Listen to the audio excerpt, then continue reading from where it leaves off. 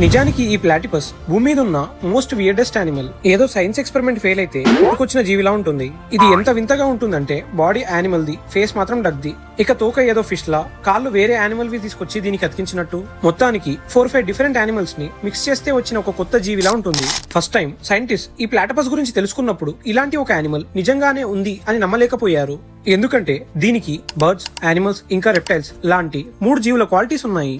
అసలు భూమి మీద ఇలాంటి డిఫరెంట్ క్వాలిటీస్ తో ఇంకో యానిమలే లేదు. ఇది ఒక మమల్ అయినప్పటికీ డైరెక్ట్ గా బేబీస్ ని కాకుండా పక్షిలాగా గుడ్లు పెడుతుంది. ఫీమేల్ ప్లాటిపస్ బాడీ నుంచి చెమట రూపంలో మిల్క్ ని రిలీజ్ చేస్తాయి. మేల్ ప్లాటిపస్ కి వెనక కాళ్ళ దగ్గర వెనమ్ ని రిలీజ్ చేసే ఒక ఎక్స్ట్రా పార్ట్ ఉంటుంది.